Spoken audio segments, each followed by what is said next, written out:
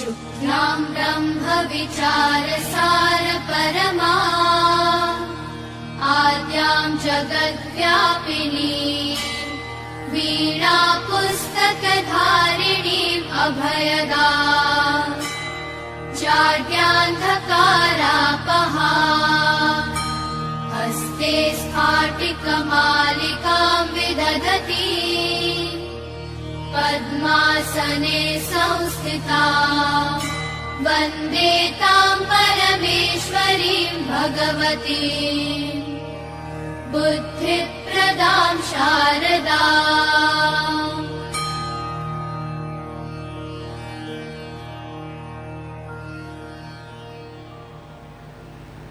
मित्रों, नमः संस्कृता भूषण देववाणी द संस्कृत क्लासेस से मैं आपका दोस्त अजय पांडे। हम लोग सिद्धांत कौमुदी की कक्षा लेकर के उपस्थित होते हैं और आज हम लोग सिद्धांत कौमुदी में वृद्धि संधि से संबंधित कुछ वार्तिकों की चर्चा करेंगे। और अब तक हम जो है सूत्र संख्या 1 से लेकर के इत्यदत्युत्सु सूत्र तक की चर्चा कर चुके हैं और आज हम वार्तिक के क्रम में पहला वार्तिक पढ़ेंगे, अक्षादुहिन्याम उपसंख्यानम।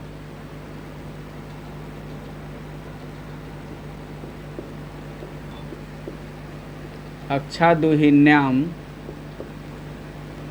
मुपसंख्यानम।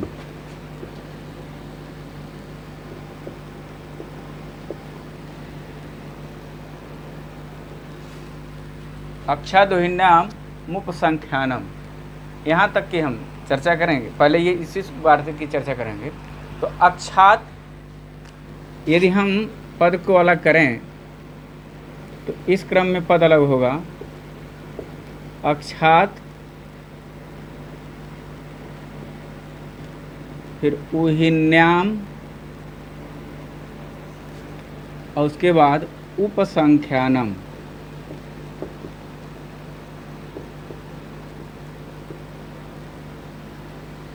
यहाँ पर हमें उपसंख्यानम शब्द को अच्छे से देखना होगा।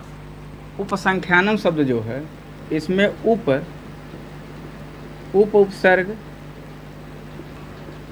सम उपसर्ग, उपसम, ख्या धातु और ल्युट प्रत्यय है। उपसम ख्या ल्युट, उपसम ख्या ल्युट इस क्रम में बनेगा। तो उपसंख्यानम में उप और सम दो उपसर्ग हैं, ख्या इसमें धातु बन जाएगी। और कभी हम इसको उपसंख्यानम को लेकर के ख्या एक आदेश हुआ है किसी धातु को, उसकी चर्चा हम फिर बाद में करेंगे। अभी हमको आगे भी कारक में भी ऐसा सूत्र पढ़ने को मिलेगा तो वहाँ भी देख लेंगे। उपसंख्यानम मिलेगा, कई जगह आपको मिलेगा, वार्तिक में, कात्यायन की वार्तिक में। इसका उपसंख्यानम का अर्थ वास्तव में होता है भूल को सुधारना। भूल को सुधारना या छूटे हुए अंश को या छूटे हुए भाग को या छूटी हुई बात को फिर से कहना, फिर से जोड़ देना। तो उपसंख्यानम का अर्थ ये जान लीजिए कि यहाँ पर है कि फिर से कह देना, फिर से जोड़ लेना अथवा अपनी भूल को सुधार लेना। तो व्याकरणाचार्य या व्याकरण के आचार्य, प्रथम आचार्य महर्षि पाणिनि रहे।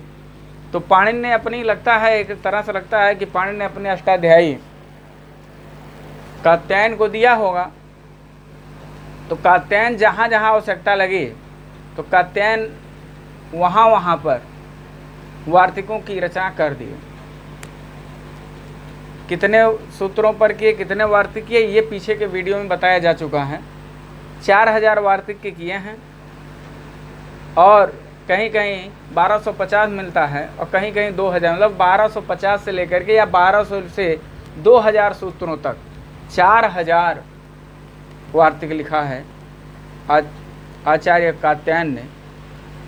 तो कात्यायन ने क्या किया, जो अंश छूटा हुआ था उसी अंश को पूरा कर दिया। जैसे पढ़ा गया कि जिन वर्णों का उच्चारण स्थान और आभ्यंतर प्रयत्न आपस में एक होगा वो सवर्ण कहलाएंगे, यही हम पढ़े। तो उन्होंने एक वार्तिक वहाँ लिख दिया, रील री मिथा सावर्ण्य वाच्यम या रील री मिथा सावर्ण्य वाच्यम, सावर्ण्य वाच्यम, सावर्ण्यम वाच्यम, सावर्ण्य वाच्य, सावर्ण्य वाच्य है, ये मिलता है, वाच्य भी मिलता है, वाच्यम भी मिलता है, सावर्ण्यो भी मिलता है, सावर्ण्यम भी मिलता है। तो ये फिर भी आप पुस्तक लेकर के बैठा करिए। तो ये बताया कि अक्षादुहिन्याम उपसंख्यानम, उपसंख्यानम का अर्थ होने बताया भूल को सुधारना या फिर से जोड़ देना। तो आइए, तो यहाँ पर क्या हुआ, तो कहे अक्षादुहिन्याम उपसंख्यानम, अक्षादुहिन्याम वृद्धि उपसंख्यानम, वृद्धि में जोड़ दिया जाए, या अक्ष और उहिनी। अच्छा, यहाँ पर अक्षाउहिन्याम को क्या पढ़ना है, अक्षाउहिन्याम को पढ़ना अक्षात का रूप बनेगा। यदि अक्ष शब्द का रूप हम चलाते तो अक्ष हम एक वचन पढ़ेंगे, अक्ष, अक्षम, अक्षेण, अक्षाय, अक्षात, अक्षस्य, अक्षे, तो ये बनेगा। तो अक्षात कहाँ का रूप है, ये पंचमी विभक्ति एक वचन का होगा। तो आपने सूत्र में एक चीज देखा होगा कि जब पूर्व पद में जब स्थानीय जो होता है वह पंचमी विभक्ति का होता है। ध्यान दीजिएगा, ये जब स्थानीय पंचमी विभक्ति का होता है और परवर्ण सप्तमी विभक्ति का होता है तो हमेशा आदेश पूर्व पर दोनों के, पूर्व के अंतिम वर्ण और पर के पूर्व वर्ण दोनों के स्थान पर होता है। तो यहाँ भी ये पढ़ना अक्षादुहिन्याम उपसंख्यानम, अक्षादुहिन्याम उपसंख्यानम वृत्त, ये जो वार्तिक है इसका जो अर्थ लिखा गया है वह यही लिखा गया है, ये अक्ष पद के बाद, ये अक्ष शब्द के बाद उहिनी शब्द आए तो पूर्व एवं पर दोनों के स्थान पर वृद्धि हो जाती है, पूर्व एवं पर दोनों के स्थान पर वृद्धि हो जाती है। तो आइए हम अब इसका उदाहरण पढ़ेंगे, इसकी यही पढ़ेंगे। यदि अक्ष पद के बाद, अक्षात अक्ष पद के बाद उहिनी पद आए तो पूर्व पर दोनों के स्थान पर वृद्धि हो जाती है, वृद्धि कहते हैं। आइए इसका उदाहरण करेंगे, अक्ष, अक्षधन उहिनी, पूर्व में क्या मिलेगा अ और यहाँ मिलेगा उ। तो कहे पूर्व और पर, ये पूर्व है और ये पर है, पूर्व पर दोनों के स्थान पर वृद्धि, दोनों के स्थान पर क्या करना है, वृद्धि करना है, दोनों के स्थान पर क्या कर देना है, वृद्धि। अब हम वृद्धि में 3 पढ़े थे, वृद्धि में हम पढ़े क्या क्या, एक पढ़े आ, दूसरा पढ़े आय और तीसरा पढ़े औ। वृद्धि में हम 3 पढ़े। तो अब इसमें कौन सी होगी, सीधे सीधे हम कह सकते हैं कि अक्षादुहिन्याम उपसंख्यानम से अक्षौहिणी बन जाएगा, नहीं, अब स्थानांतर तम सूत्र आएगा। तो आ का उच्चारण स्थान कंठ, उ का ओष्ठ, तो जो कंठोष्ठ होगा तो हम पढ़े हैं ओ औ का उच्चारण स्थान कंठोष्ठ होता है। तो यहाँ पर कौन सी वृद्धि होगी, अवृद्धि हो जाएगी। इन दोनों वर्णों के स्थान पर कौन सी वृद्धि होगी, अवृद्धि हो जाएगी। ये अक्ष इस दशा में और ये हिनी ऐसे बन जाएगा, अक्ष और फिर ये हिनी जोड़ देंगे, अक्षौहिणी बनेगा। क्या बने, अक्षौहिणी बनेगा। अब एक और सूत्र आएगा, पूर्व पदार्थ संज्ञायामगः, पूर्व पदार्थ संज्ञायामगः सूत्र आएगा। और यह जो होगा पूर्व पद में स्थित निमित्त के बाद, पूर्व पद में स्थित निमित्त से परे नकार को णकार हो जाता है, नकार को क्या हो जाएगा, णकार हो जाता है। परंतु अगह, लेकिन उसमें ग का व्यवधान नहीं होना, अगह, अ माने नहीं ग, न गह इत अगह, कहें वहाँ ग नहीं होना चाहिए, उसमें कहीं पर ग का व्यवधान नहीं होना चाहिए। इसीलिए पूर्व पदार्थ संज्ञायाम सूत्र लगेगा जब, तो ये क्या बन जाएगा, अक्षौहिणी, अक्षौहिणी। सूत्र कौन सा लगा, पूर्व पदार्थ संज्ञायामगः, ये सूत्र लगेगा। पूर्व पदार्थ संज्ञायाम अगः, पूर्व पदार्थ संज्ञायाम अगः, यह सूत्र लगेगा। और कहे इसके आधार पर इस नी को, अक्षौहिणी के नी को ण हो जाएगा, ना को ण हो जाएगा, नी को नहीं, न को न को ण हो जाएगा। अगला वार्तिक अब हम देखेंगे, तो एक बार इसको देख लेते हैं फिर से कि अक्षौहिणी इस दशा में वार्तिक आएगा अक्षादुहिन्याम उपसंख्यानम, अक्षादुही, वार्तिक फिर लिख लीजिएगा, अक्षादुहिन्याम उपसंख्यानम। यहाँ पर कौन सा सूत्र काम करेगा? स्थानेंतर तम, स्थानेंतर तम, इस सूत्र से अव हो जाएगा और उसके बाद ये पूर्व पदार्थ संज्ञायाम अगः लगेगा और यह अक्षौहिणी के ना जो है, अक्षौहिणी का जो ना है, उहिनी का जो ना है वास्तव में उस ना को ण कर देगा और अक्षौहिणी रूप की सिद्धि हो जाएगी। तो अक्षौहिणी की सिद्धि आप फिर से देख लीजिए, अक्षधन उहिनी इस दशा में अक्षादुहिन्याम उपसंख्यानम सूत्र के द्वारा अक्ष के अ और उहिनी के उ, इनको इन दोनों के पूर्व पर, दोनों के स्थान पर वृद्धि एकादेश होता है। अब वृद्धि संज्ञक वर्णों की संख्या 3 होती है, तो अब ये निश्चित कर पाना संभव, थोड़ा सा संभव तो है लेकिन थोड़ा सा दुष्कर, थोड़ा सा कठिन ये हो जाता है कि कौन सा वृद्धि होगी। तो इसके सूत्र स्थानेंतर तमः आता है और स्थानेंतर तमः अ और उ दोनों का उच्चारण स्थान जब मिलाता है तो कंठोष्ठ हो जाता है। उ का ओष्ठ, अ का कंठ, कंठ धन ओष्ठ कंठोष्ठ, और इसमें जो वृद्धि संज्ञक जो वर्ण है, आ का उच्चारण स्थान कंठ है, अय का उच्चारण कंठ तालु है और अव का कंठोष्ठ है, इसीलिए वह कंठोष्ठ का आदेश करता है और अक्षौहिणी यह पद बन जाता है। जब अक्षौहिणी पद बन जाता है तो ना में ना है, उहिनी में ना है, तो पूर्व पदार्थ संज्ञायाम अगः, यह सूत्र पूर्व पदार्थ संज्ञायाम अगः सूत्र आता है और यह जो है अक्षौहिणी के न को ण कर देता है।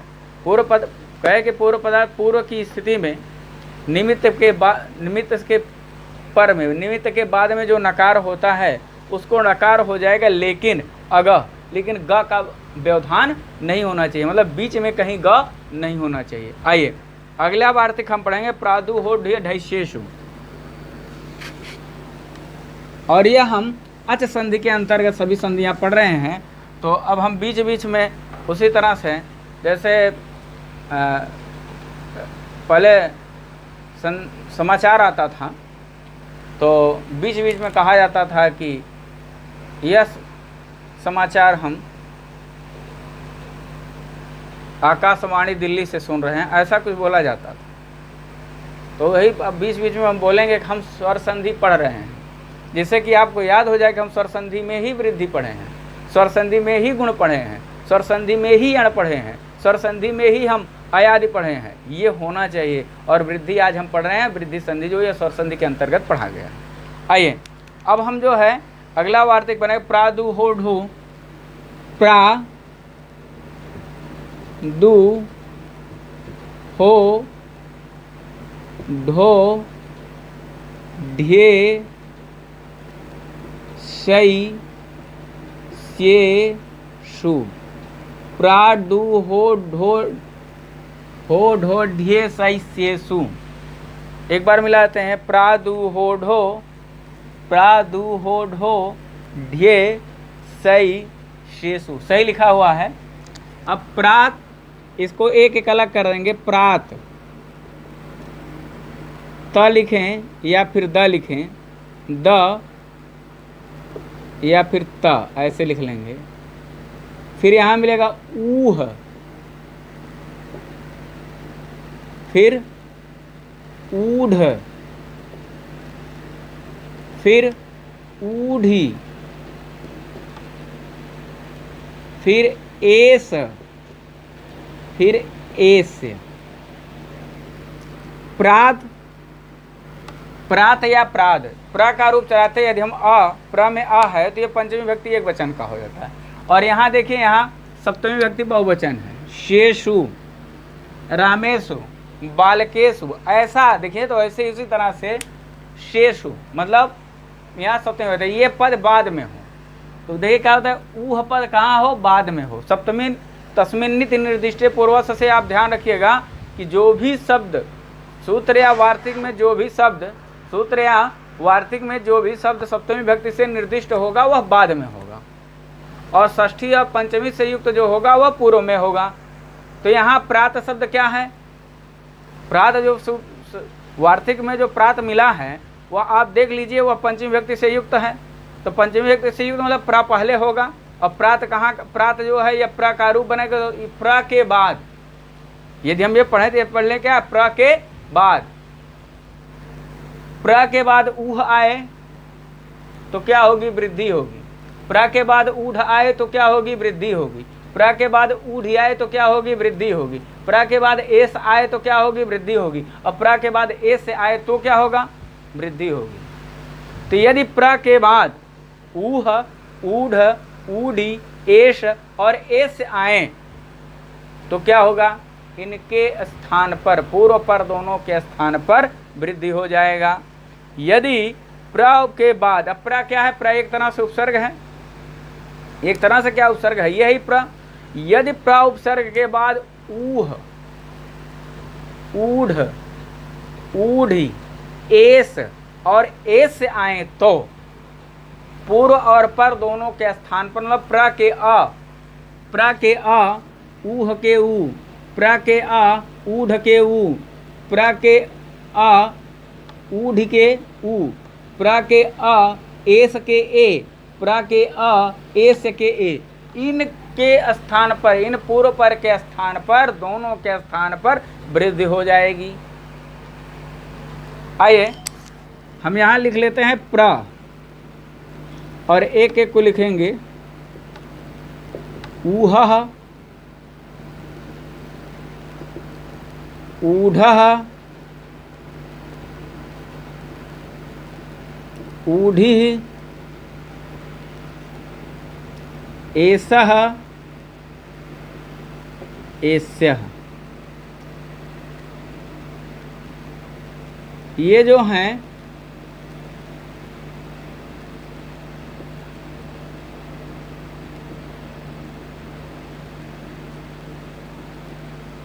ये गुणापवाद हैं, ये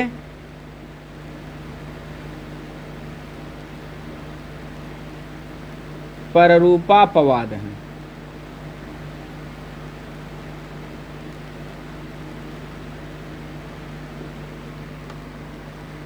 इसको मिटा लेते हैं, फिर से चर्चा हो जाएगी। आइए, प्राधन ऊह, प्राधन ऊढ़, प्राधन ऊढ़ी, प्राधन ऐशा, प्राधन ऐशा। यह बनेगा प्रौह, प्रौह। यह बनेगा प्रौढ़, यह बनेगा प्रौढ़ी, यह बनेगा प्रैशः, यह बनेगा प्रैस्यः।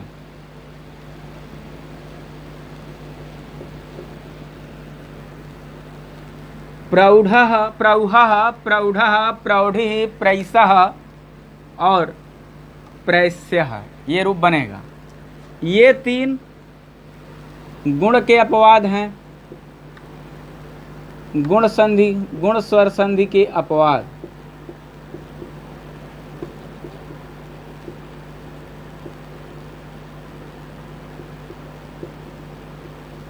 ये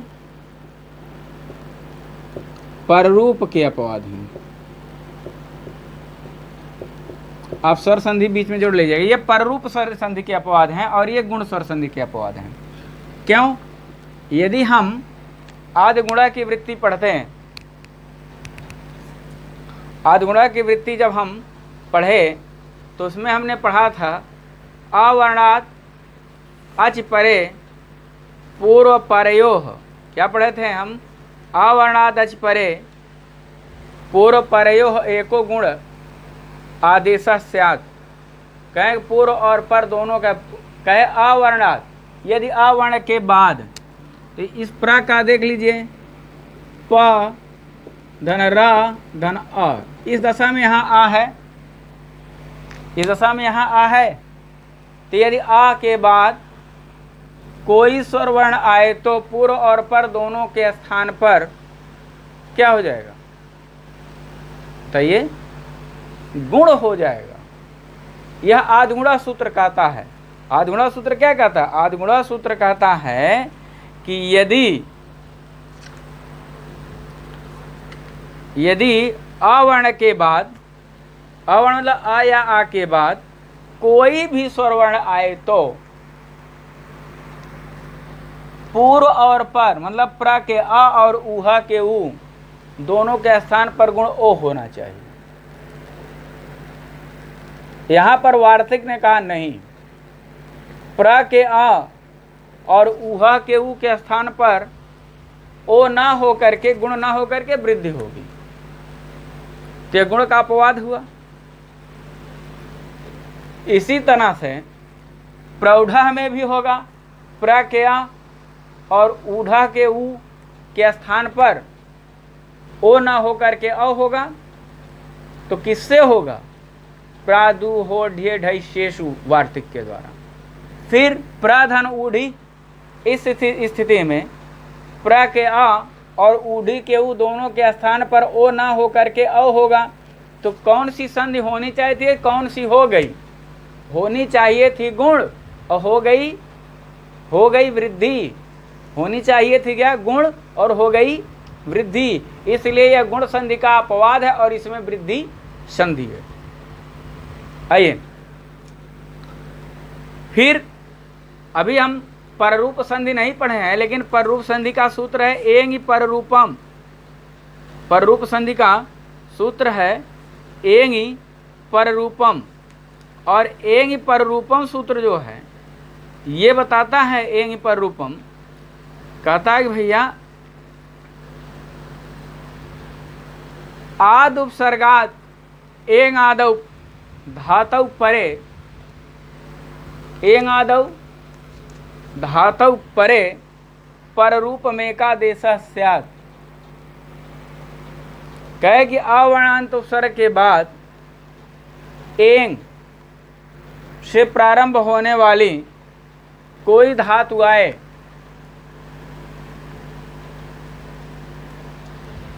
तो वहां पर पररूप एकादेश होता है। तो एश पद है, एंग से प्रारंभ हो रहा है, तो यहां पर क्या होना चाहिए? पररूप होना चाहिए था, लेकिन नहीं, यह पररूप संधि का अपवाद बना। तो अब इसकी हम किसी एक की हम संधि देख लेते हैं, और बहुत ज़्यादा संधि में नहीं, बस वही जैसे अक्षादोहिन्याम संख्यानम किए थे। तो इन पांचों के 5 उदाहरण प्रौहा, प्रौढ़ा, प्रौढ़ी, प्रैसा, प्रैस्या, सब में वही सूत्र लगेंगे, बस आपको फिर कर लेना होगा। तो आइए, प्रौह, प्र धन ऊह, इस स्थिति में प्रादु, चूंकि ऊपर लिखी हुई है वार्तिक, हमने प्रादु हो ढे ढई शेष वृद्धि की प्राप्त हुई, तो प्र आ ऐसे लिख लें, ऊह, इसको वृद्धि प्राप्त हुई। औ किसने प्राप्त कराया? स्थानेंतर तमह ने, स्थानेंतर तमह, यह सूत्र आया और ये स्थिति बन गई। प्र औ ह, फिर मिला योग संयोग कर देंगे, अजीनम पर संयोजन से संयोग करेंगे हम, वही है सूत्र। तो जब संयोग कर देंगे तो ये क्या बन जाएगा? प्रौह। लिखना होगा तो अजीनम पर संयोजन भी लिख लीजिएगा यहाँ।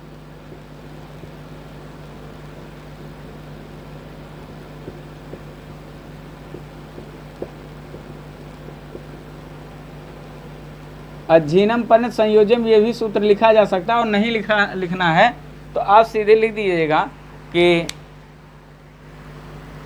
संयोग हो करके प्रवाह रूप की सिद्धि हुई। तो प्राधन ऊह, इस स्थिति में प्रादु हो ढे ढैशेषु वार्तिक के द्वारा वृद्धि की प्राप्त हुई। अब वृद्धि में कौन सी? प्र के आ और ऊहा के ऊ दोनों के स्थान पर वृद्धि की प्राप्त हुई। तो वृद्धि संज्ञक वर्ण की संख्या 3 है, आ, ऐ, औ, कौन सी होगी? तो इसके लिए एक स्थानांतरतम सूत्र हमेशा आपका परिचय अब तक हो चुका है। उच्चारण स्थान को मिलाता है और यह आदेश करता है। तो प्र के आ और ऊहा के ऊ दोनों का उच्चारण स्थान मिलाया गया तो कंठ ओष्ठ बना, कंठोष्ठ बना। और वृद्धि संज्ञक वर्णों में अ एक ऐसा वर्ण है जिसका उच्चारण स्थान कंठोष्ठ है, तो वहाँ पर क्या हो जाएगा? वहाँ पर अ हो जाएगा। प्र के अ और ऊहा के ऊ दोनों के स्थान पर अ हो जाएगा, तो प्र अवह ये स्थिति बनेगी।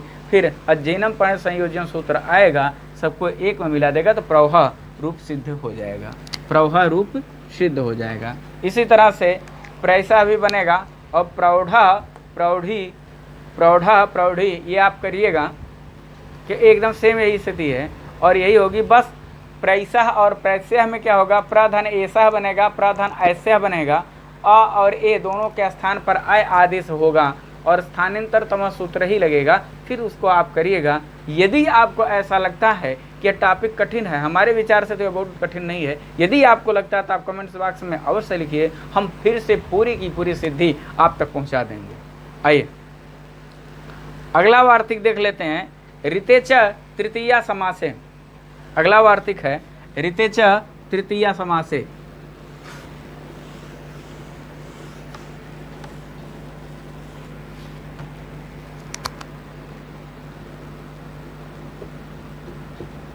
ऋते च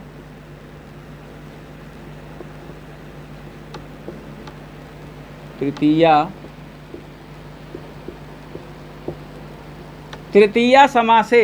तृतीया समास में ऋते, ऋते में कौन सी व्यक्ति है? ध्यान दीजिए, ऋते में कौन सी व्यक्ति है? सप्तमी व्यक्ति है। तो ऋते पद कहाँ आएगा? बाद में आएगा। अच्छा, पूर्व में किस वर्ण की अब तक चर्चा हो रही है? अवर्ण की।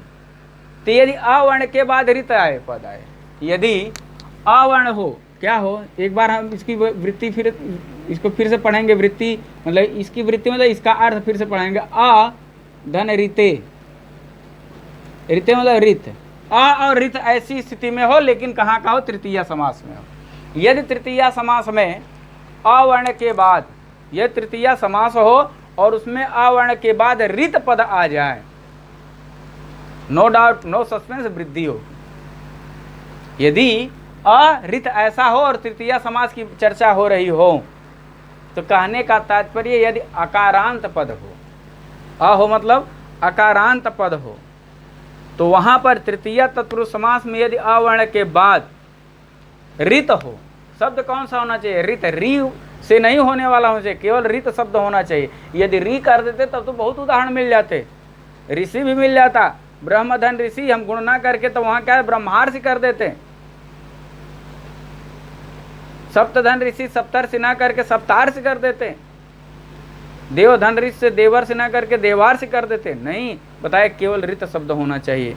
तो इसकी वृत्ति की ऋते च तृतीया समासे, इस वार्तिक का अर्थ हम पढ़ लेते हैं कि तृतीया तत्पुरुष समास में, तृतीया समासे, तृतीया तत्पुरुष समासे, क्या पढ़ना आपको? तृतीया तत्पुरुष समासे। यदि तृतीया तत्पुरुष समास में अवर्ण के बाद ऋत शब्द आए, अवर्ण के बाद ऋत शब्द आए, तो अ और री इनके स्थान पर क्या हो जाएगी? वृद्धि हो जाएगी। इनके स्थान पर क्या होगी? वृद्धि होगी। अब जब वृद्धि होगी तो क्या होगा? वृद्धि में हमने, गुण में हमने एक सूत्र पढ़ा था, उरण रपरा। गुण में हमने क्या पढ़ा था? उरण रपरा, ऐसा हमने पढ़ा था। अब यहां पर हम उरण रपरा कर लें, तो उरण रपरा जब होता तो ये गुण संधि हुआ था, और यहां भी उरण रपरा आएगा, यहां भी उरण रपरा आएगा, और री के स्थान पर अ, री के स्थान पर क्या होगा? अण होगा। अ ई उ, अयुण, अ ई उ होगा, अण होगा, और उरण रपरा सूत्र से वह आर वृद्धि हो जाएगी। उरण रपरा सूत्र से क्या हो जाएगी? आर वृद्धि हो जाएगी। तो वृद्धि में यहाँ क्या? आ, तो अ और री इन दोनों के स्थान पर, अ और री इन दोनों के स्थान पर आ, आवृद्धि होगी, और जब आवृद्धि होगी तो आ वह जो है उरण रपरा से रपर से युक्त हो जाएगा। रपर से क्या हो जाएगा? युक्त हो जाएगा। तो आ जब रपर से युक्त होगा तो क्या बन जाएगा? आर बन जाएगा। आइए अब हम इसको पढ़ें तो फिर से पढ़ लेते हैं। यदि तृतीया तत्पुरुष समास में, यदि तृतीया तत्पुरुष समास में आ वर्ण के बाद, आ के बाद केवल ह्रस्व आ, ध्यान दीजिएगा, ह्रस्व आ के बाद रित पद आए तो पूर्व पर दोनों के स्थान पर वृद्धि हो जाती है। तो री के स्थान पर यहाँ आ और री, दोनों री के स्थान पर होना है आ मिलकर हो जाएंगे आ, और वह रपर से युक्त हो जाएगा, आर हो जाएगा। ऐसा भी हम कह सकते हैं। आइए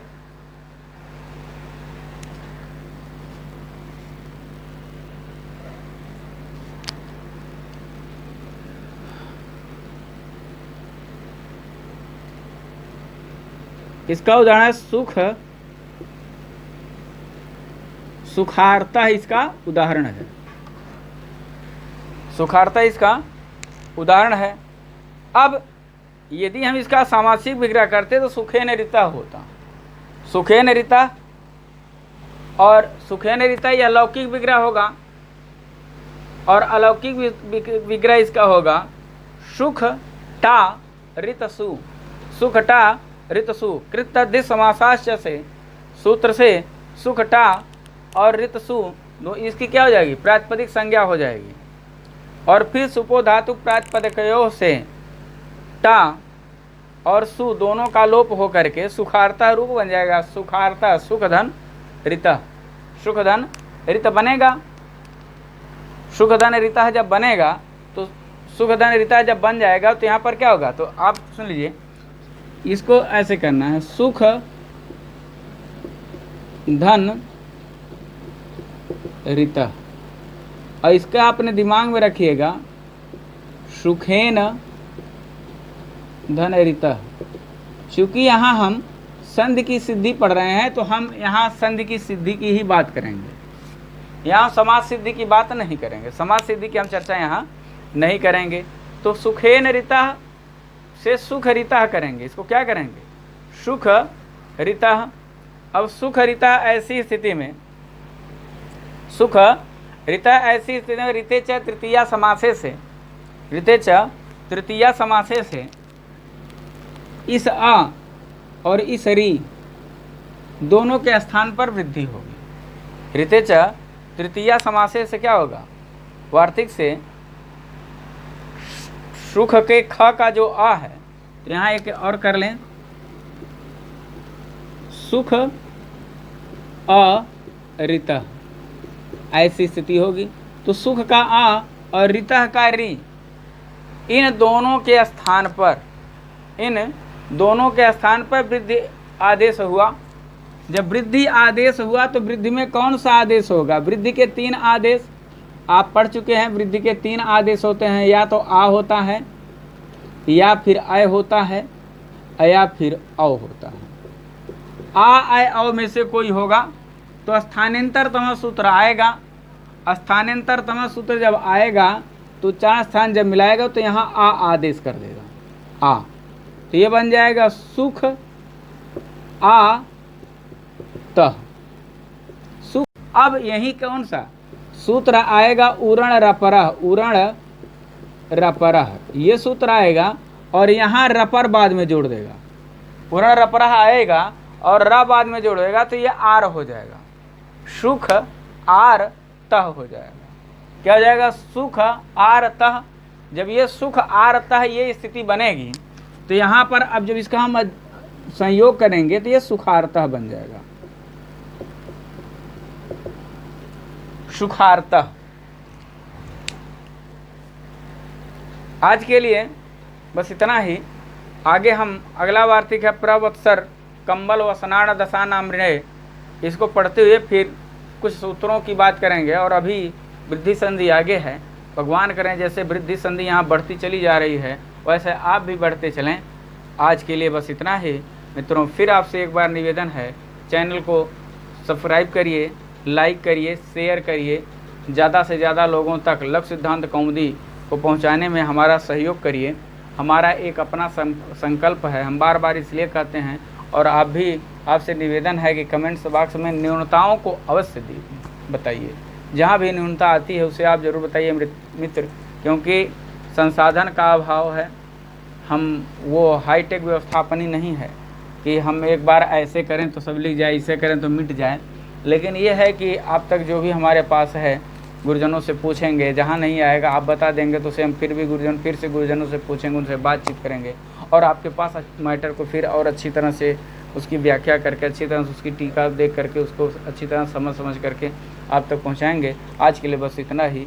जयतु भारतम, जयतु संस्कृतम।